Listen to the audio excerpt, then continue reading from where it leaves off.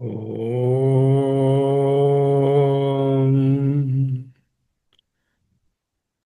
ఓం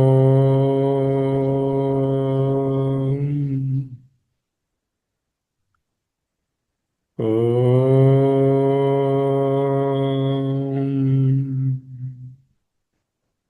నిటారుగా కూర్చోండి. కాళ్ళను చేతులను రిలాక్స్డ్గా ఉంచుకోండి. కనులు మూసుకొని ఉండాలి. మనసులోను శరీరంలోను ఏ కదలికలు లేవు. అహమస్మి, అహమస్మి, అహమస్మి.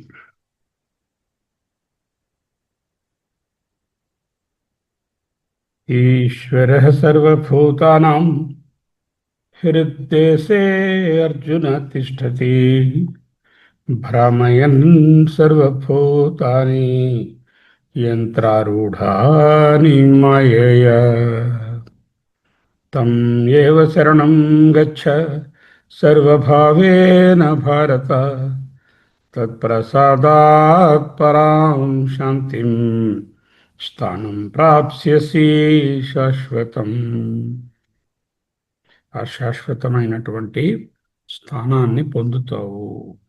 ఆ ఈశ్వరునే శరణు వేడు అంటూ అనేక శ్లోకాలలో జ్ఞానయోగాన్ని, కర్మయోగాన్ని, వాటికి అంతర్లీనంగా ఉన్న భక్తి యోగాన్ని కూడా చక్కగా మనకు రివ్యూ చేసిన పిదప తాతయ్య అంటున్నారు, ఇతి తే జ్ఞానమాఖ్యాతం గుహ్యాద్గుహ్యతరం మయా విమృశ్యైతత్ అశేషేణ యథేచ్ఛసి తథా కురు. చూడండి, ఎవరికైనా మంచి విషయాలు ఎన్నో బోధిస్తాం. బోధించిన తర్వాత వాళ్ళకు వంట పట్టిందా, జీర్ణమైందా లేదా అనేటటువంటిది ఒక విషయం. వాళ్ళకు ఒక ఫ్రీ విల్ అంటూ ఒకటి ఉంది కదా, ఏం చేయాలంటే దాన్ని చేయొచ్చు. వాళ్ళు మనం చెప్పినట్టే చేయాలని ఏమీ లేదు. అదే విషయాన్ని యథేచ్ఛసి తథా కురు, యథా ఇచ్ఛసి, ఎలా నువ్వు కోరుకుంటే అలాగా, తథా అదే విధముగా కురు చేసుకొనుము, చేయుము. ఇది ఇది తే నీకు జ్ఞానం, ఇది ఈ విధముగా, ఇప్పుడు చెప్పిన విధముగా, గుహ్యాత్ గుహ్యతరం, గుహ్యాత్ గోప్యమైన దానికంటే, గుహ్యతరం మిక్కిలి గోప్యమైనటువంటిది, మిక్కిలి ప్రొఫౌండ్ అయిన, సీక్రెటివ్ అంటే ఎవరికి చెప్పకూడదని కాదు, చాలా లోతైనది, గహనమైనది. గుహ అంటే లోనికి ప్రవేశించడానికి కష్టమైనది. అటువంటి దానిని జ్ఞానం, ఈ జ్ఞానానికి ఏమిటి, లోకేస్మిన్ ద్విధ నిష్ట ద్విధ ప్రోక్త మయానక, కర్మయోగము, జ్ఞానయోగము. కర్మయోగము లేనిదే జ్ఞానయోగం సాధ్యపడదు. జ్ఞానయోగానికి రాని కర్మయోగము నిష్ఫలం. ఈ రెండిటికీ అంతర్లీనంగా భక్తి, ధ్యానం ఇవన్నీ బేస్గా ఉంటాయి. డెడికేషన్, డివోషన్ అనేది అటు కర్మయోగంలోనే ఉండాలి, ఇటు ఉపాసనలోనే ఉండాలి, ఇటు జ్ఞానంలో కూడా డెడికేషనే ఉండాలి. సో దానికి వేరే స్టేటస్ ఇవ్వక్కర్లేదు. ఈ జ్ఞానము మయా నా చేత, తే నీకు, ఆఖ్యాతం చెప్పబడినది, ప్రఖ్యాతం అన్నమాట. ఆఖ్యాతం అంటే చెప్పబడినది, బాగా ప్రకథనం, బాగా చెప్పబడినది. ఖ్యాధాతువుకు కథన, ప్రకథన అని అర్థం. ఏతత్ ఈ గోప్య జ్ఞానమును అశేషేణ సమగ్రముగా, సంక్షిప్తంగా చెప్పలేదు, సమాసేన అనలేదు, అశేషేణ విషదంగా, సమగ్రంగా, విమృశ్య పరిశీలించి, యథా ఏ విధముగా, ఇచ్ఛసి నీవు కోరుకొనుచున్నావో, తథా ఆ ప్రకారముగా, కురు చేయుము. యథేచ్ఛసి తథా కురు. భాష్యం ఏముంటుంది? ఇది ఏతత్ అన్నారు. ఇదంటే ఈ విధముగా ఈ శాస్త్రము, ఈ జ్ఞానము, ఈ ఉపనిషత్ సారాన్ని నీ కొరకు, తే తుభ్యం నీ కొరకు జ్ఞానం ఆఖ్యాతం ఉపదేశించడం పూర్తయిపోయింది. కథితం, ఆఖ్యాతం అంటే ప్రకథితం. గుహ్యాత్, గోప్యాత్, గోప్యమైన దానికంటే గుహ్యతరం, అతిశయేన గుహ్యం, రహస్యం, గహనం ఇత్యర్థ. అంటే ఇది గుహ్యము కంటే మరింత గుహ్యమైనది. రాజవిద్య రాజగుహ్యం అంటే రహస్యాలన్నిటిలోకి, గోప్యమైన వాటన్నిటిలోకి, గహనమైన వాటన్నిటిలోకి గొప్ప గోప్యమైనది అని అర్థం. అది కథితం, ఆఖ్యాతం, చెప్పబడిపోయింది, ఉపదేశించబడినది. మయా సర్వజ్ఞాన ఈశ్వరేణ. మయా అంటే అక్కడ ఏదో బృందావన వాసి అయినటువంటి శ్రీకృష్ణుడని కాదు, జగన్నాయకుడైనటువంటి ఆ పరబ్రహ్మము చేత, పరమాత్మ చేత, సర్వజ్ఞాన ఈశ్వరేణ గుహ్యాద్గుహ్యతరం తే తుభ్యం జ్ఞానం ఆఖ్యాతం, జ్ఞానం చెప్పబడింది.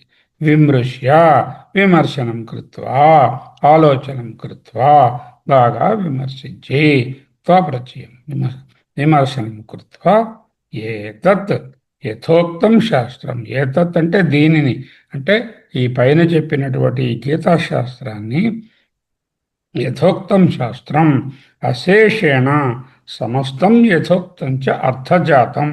అంటే పైన చెప్పిన విధముగా సకల విషయములను కూడా విమర్శ చేసి, నువ్వు కామ్యకర్మలు చేసుకుంటావో, నిష్కామ కర్మలను చేసుకుంటావో, కర్మయోగాన్ని పాటిస్తావో, ఉపాసనను జోడించుకుంటావో, లేకపోతే జ్ఞాననిష్టని, జ్ఞాన యోగ్యతా ప్రాప్తిని పొంది జ్ఞానంలోకి వెళతావో, అండర్లేయంగా భక్తిని గట్టిగా పట్టుకొని ఆ భక్తి యోగంతో ఈ మూడిటిని ఏది సాధించుకుంటావో, ఏ క్రమంలో వెళతావో, ఎక్కడున్నావో నీకు నువ్వే డిసైడ్ చేసుకొని, యథా ఇచ్చేసి ఏ విధముగా కోరుకుంటున్నావో తథా, అదే విధముగా, యథా ఇచ్చేసి తథా కురు చెప్పేశారు. అయిపోయింది, చెప్పడం అయిపోయింది. ఆయన ఈ అన్నిటికన్నా గోప్యమైనటువంటి విషయముల కంటే గోప్యమైనటువంటి, గహనమైనటువంటి, ప్రొఫౌండ్ అయినటువంటి, deep and difficult to understand అయిన జ్ఞానాన్ని నీకు చక్కగా బోధించడము నా చేత జరిగినది. నా చేత అంటే పరమేశ్వరుని చేత, పరబ్రహ్మము చేత, కృష్ణ పరమాత్మ చేత బోధించబడినది.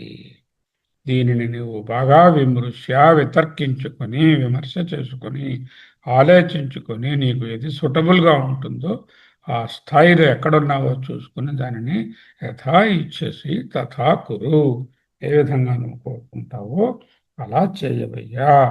ఏంటనమాట, the scriptures will tell the path, they will నిర్దేశిస్తాయి ఈ విధంగా పాత్ ఉందని. ఆ నిర్దేశించిన మార్గమును అనుసరించడము ఫ్రీ విల్ అని ఒకటి ఉంది కదా, ఆ ఫ్రీ విల్కి వదిలేస్తున్నాను. నీ ఫ్రీ విల్ ఉపయోగించుకొని యథేచ్ఛసి తథా కురు. దెర్ ఆర్ టూ థింగ్స్, ఈశ్వర ఇచ్ఛ అండ్ జీవేచ్ఛ. ఈశ్వరుని యొక్క సంకల్పం ఎలా ఉన్నదో అది మన యొక్క సంచి ప్రకారం జరుగుతూనే ఉంటుంది. ఆ సంచిలో ఉన్న వాటిని అనుభవించేటప్పుడు ఫ్రీ విల్ కూడా కొంత ఉంటుంది. ఆ ఫ్రీ విల్ని జాగ్రత్తగా వాడుకో. In the light of all the discussions made in an extensive way by me about this particular Gita Shastra, you better take a decision now which pleases you and befits you. జ్ఞానం తే ఆఖ్యాతం. ఈ విధముగా నేను గీతాబోధ చేశాం. అంటే 2వ అధ్యాయంలో 11వ శ్లోకంలో అశోచ్యానన్వశోచస్వం దగ్గర మొదలుపెట్టి ఇంతకు ముందు శ్లోకం వరకు 1862 వరకు ఉండేటటువంటిది మొత్తం గీత. ఈ మధ్యలో తరువాత ఉన్నది ఉపసంహారం, అంతకు ముందున్నది పూర్వరంగము, యుద్ధము, అవన్నీ కూడా.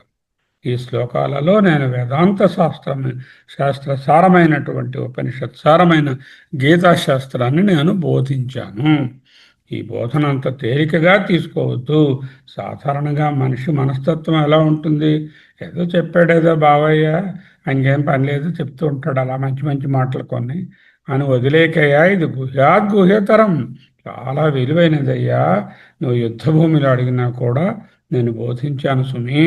గుహ్యాద్గుహ్యతరం, నేను బోధించిన జ్ఞానము మామూలు జ్ఞానం కాదు, రహస్యాలలోకెల్లా అత్యంత గోప్యమైనటువంటిది. చేత ఈ రహస్యమైనటువంటి ఈ జ్ఞానాన్ని నువ్వు ఏం చేయాలో ప్రత్యక్షంగా నేను నీకు చెప్పను.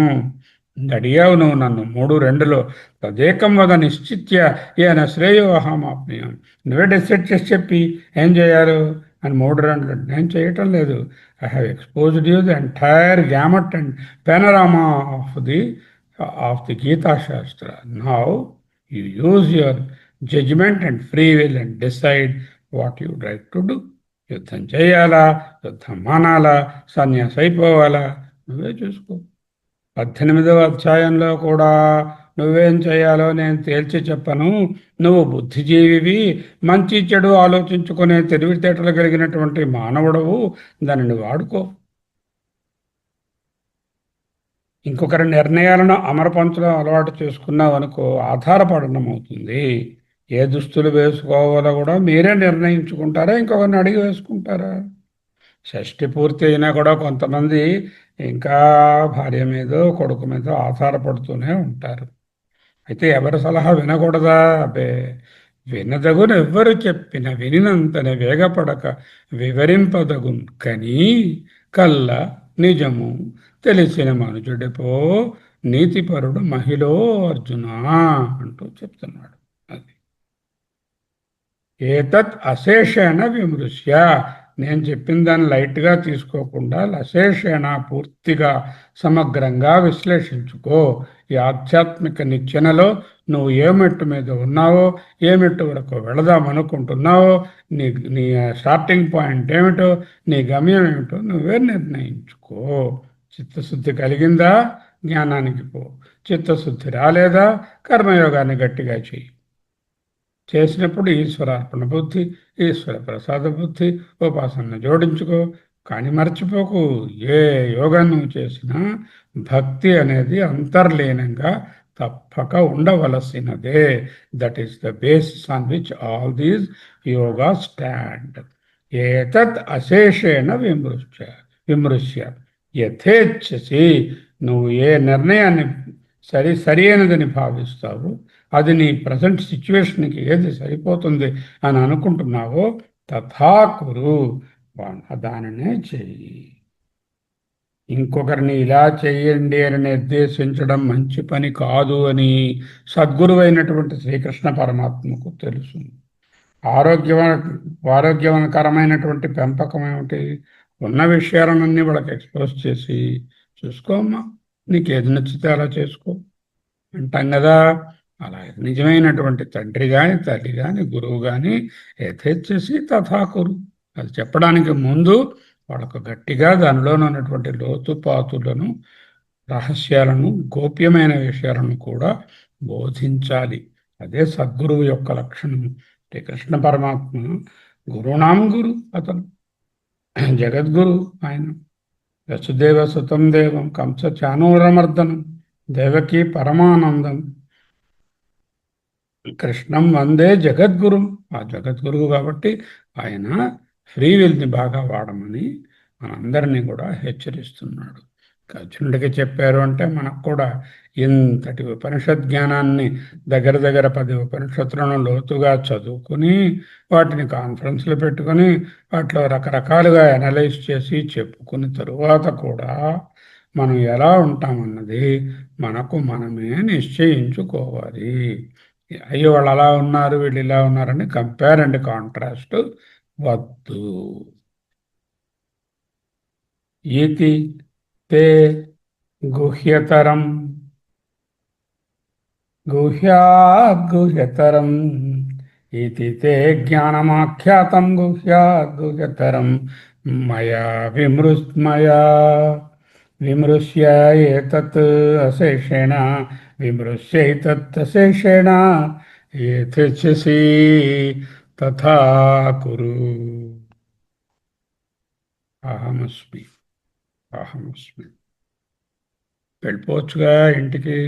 చెప్పేసాను, యుద్ధంలోకి వెళ్తావా ఇంటికి వెళ్తావా డిసైడ్ చేసుకోని.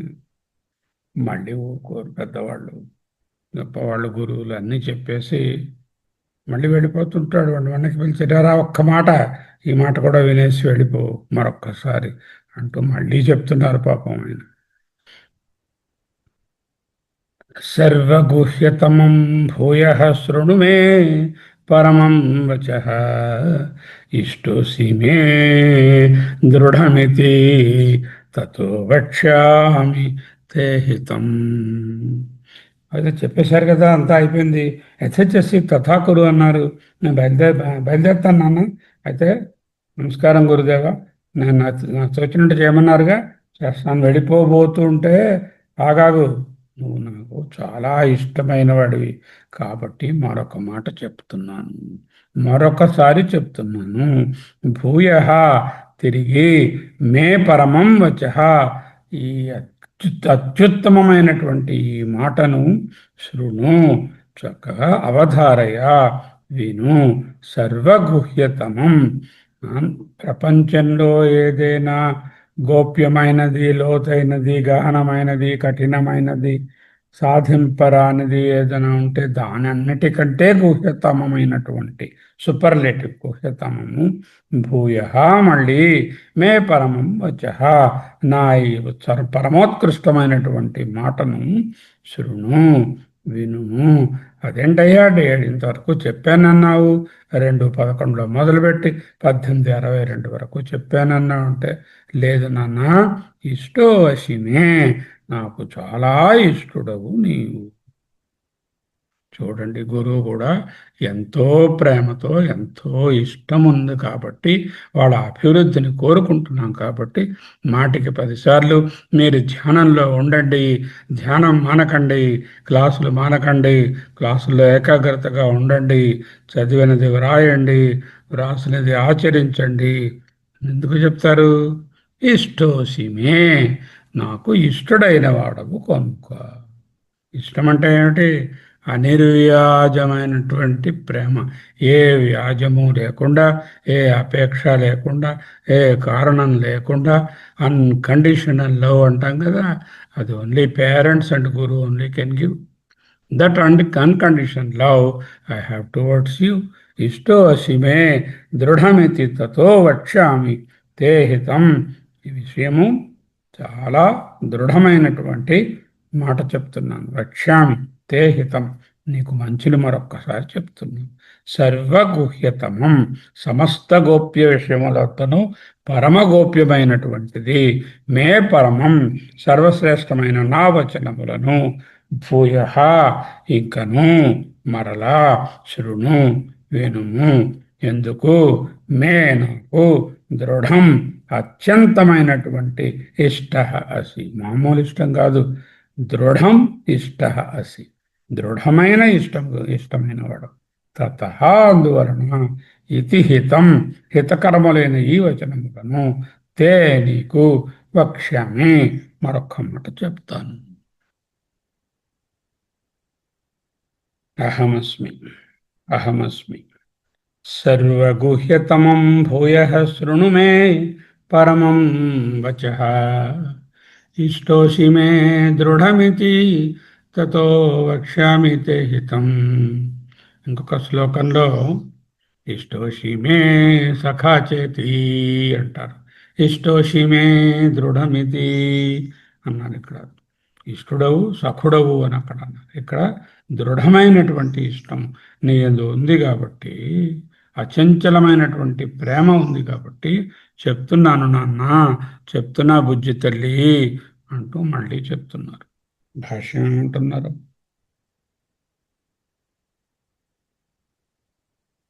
ఏతైతే జ్ఞానమాఖ్యాతం గుహ్యాద్గుహ్యతరం మయా విమృశ్య ఏతత్ అశేషేణ, విమృశ్య ఏతదశేషేణ యథేచ్ఛసి తథా కురు.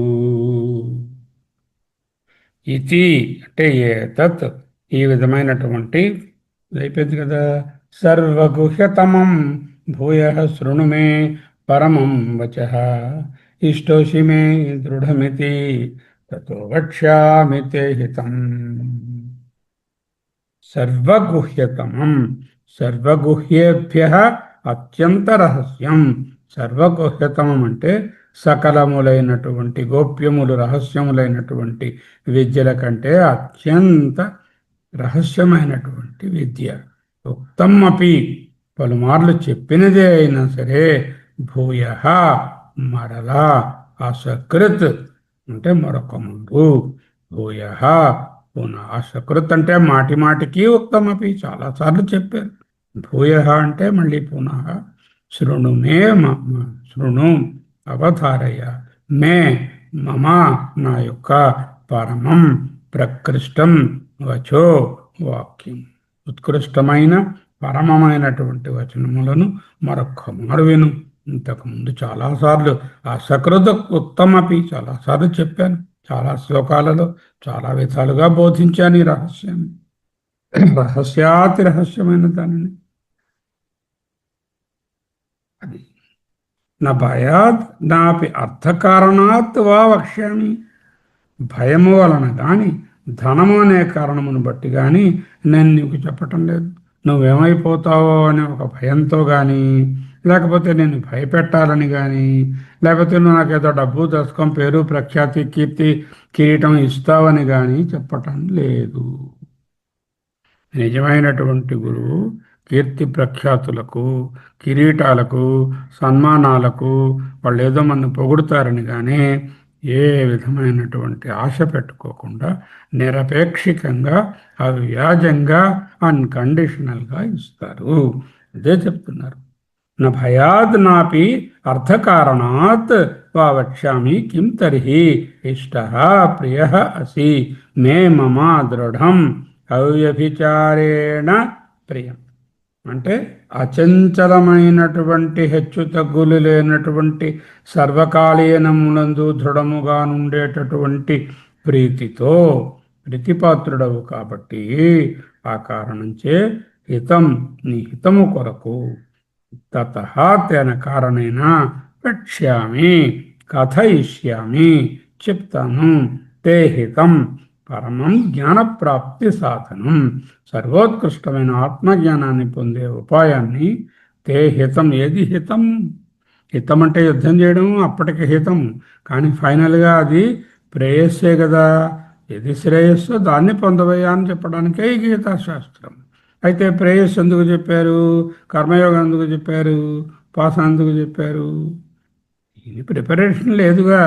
అధికారిత్వాన్ని పొందడానికి ఆ ప్రిపేర్డ్నెస్ రావడానికి ఇవి చేసుకుని జ్ఞానయోగ్యత ప్రాప్తి పొంది చిత్త వైశాల్యము చిత్త నైర్మల్యత చిత్త ఏకాగ్రత చిత్తశుద్ధి పొంది అటుపిమ్మట శ్రవణములు చాలా కాలం పాటు కొన్ని ఏండ్ల పాటు 6 ఏళ్ళు 10 ఏళ్ళు ఒక గురువు దగ్గర జాగ్రత్తగా నేర్చుకొని దానిని మన్నం చేసుకొని ఆ తరువాత ఆత్మనిష్టలో నిధిధ్యాసనలో నైష్కర్మ్యంలో ఉండడమే పరమశ్రేయస్సు. అది పొందాలి అనేటువంటి ఆకాంక్ష ఉన్నది మనకు లోపల. అయినప్పటికీ ఇప్పటికి నువ్వు ఏదో ఒకటి చెయ్యి అని చెప్పడంలో, నీకు తోచినది చెయ్యి అనడంలో ఫైనల్ గోల్ దగ్గరికి వెళ్ళమనే తే హితం పరమం జ్ఞానం ప్రాప్తి సాధనం తద్ధి సర్వహితానాం హితతమం చ. అది అన్ని హితములన్నిటిలోకి సర్వోత్తమమైనటువంటి హితము ఆత్మజ్ఞానం మాత్రమే. దానిని మరొక్కసారి చెప్తున్నాను. కింతత్ ఆ మాట ఏమిటి? నువ్వు నాకు చాలా ఇష్టడు కాబట్టి నువ్వు బండిలు చేసుకుని బయటకు వెళ్ళిపోవడానికి రెడీగా ఉన్నా మళ్ళీ పిలిచి ఒక్క మాట, ఈ మాట జాగ్రత్తగా వినుసుమి. ఇది నాకు అందరికంటే అత్యంతమైనటువంటి దృఢమైనటువంటి ప్రీతిపాత్రుడు నీవు కాబట్టి నీకు మరొక్కసారి ఈ మాట చెప్తాను. దీన్ని జ్ఞాపకం పెట్టుకో. నువ్వు ఏ డెసిషన్ తీసుకున్నా ఫైనల్ గోల్ ఇది అని తెలుసుకో అంటూ ఒక మంచి మాట చెప్పేసి నిన్ను ముగిద్దామని అనుకుంటున్నాను అంటూ కిం తత్ ఇది ఆహా ఆ వచనము ఏది అన్నచో భగవానుడు చెప్పబోతున్నారు. గీతాశాస్త్రంలో 3 శ్లోకాలను అత్యున్నతమైనటువంటి బోధనగా బోధిస్తారు. మన్మనాభవ మద్భక్తో మధ్యాజీ మాం నమస్కురు మామే వైష్యసి సత్యం తే ప్రతిజాని ప్రియోసిమి అనేటటువంటి శ్లోకాన్ని, అలాగే సర్వధర్మాన్ పరిత్యజ్య మామ్యేకం శరణం వ్రజ అహం త్వా సర్వ పాపేభ్యో మోక్షయిష్యామి మా శుచః అనే శ్లోకాన్ని, మత్కర్మకృత్ మత్పరమో మద్భక్త సంగవర్జిత నిర్వైరసర్వభూతేషు యస్స మామేతి పాండవ అనే శ్లోకాన్ని, ఈ మూడు శ్లోకాలను త్రిమతాచార్యులు ముగ్గురు ఎన్నుకున్నారు. అత్యున్నతమైనటువంటి శ్లోకంగా మన్మనాభవని శంకర భగవత్పాదులు, సర్వధర్మాన్ పరిత్యజ్యని రామానుజాచార్యులు, మత్కర్మకృత్ అనే దానిని మధ్వాచార్యులు అత్యుత్తమమైన బోధనగా మనకు బోధించారు. అయితే మిగతా శ్లోకాలు మంచివి కావా? అదెవరు చెప్పారు? అన్నిటికన్నా ఇది బెస్ట్ అంటే మిగతావి కూడా బెస్ట్ ఆఫ్ ది బెస్ట్ అన్నట్టు. అది అందులో ఈ మూడిట్లో రాబోయే శ్లోకము మన్మనాభావ అనేది విస్తృతంగా నేర్చుకోవాలి. ఎందుకు? అది గీతాసారం. అలాగే సర్వధర్మాన్ పరిత్యజ్య మామేకం శరణం వ్రజ అంటూ ఈ రెండు శ్లోకాలను ఒక దాని వెనుకాల ఒకటి రాసి పెట్టారు వ్యాసతాతయ్య. ఈ రెండిటినీ కొంచెం సమయం పడుతుంది, తొందరపడకుండా జాగ్రత్తగా నేర్చుకోవలసి ఉంటుంది. మన్మనాభావ అనే శ్లోకాన్ని మంగళవారం నాడు మొదలు పెట్టుకుంటాం. ఒక క్లాసు 2 క్లాసులో పడుతుంది మన్మనాభావం. పట్టనివ్వండి. అలాగే సర్వధర్మాన్ పరిత్యజ్య కూడా బాగా ఎక్కువ సమయం పడుతుంది. ఆ విధంగా వాటిని తెలుసుకున్న తరువాత అందులో ఉన్నటువంటి అంశాలను నిధిధ్యాసన చేసుకుంటాము. ఇది ప్లాన్. ఓకే.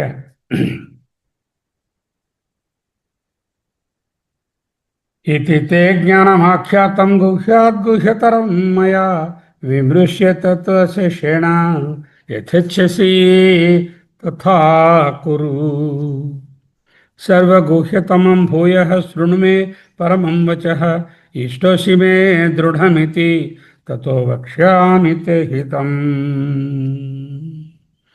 मन्मना भव मद्भक्तो मद्याजी मां नमस्कुरु मामे वैश्यसि सत्यं ते प्रतिजाने प्रियोऽसि मे।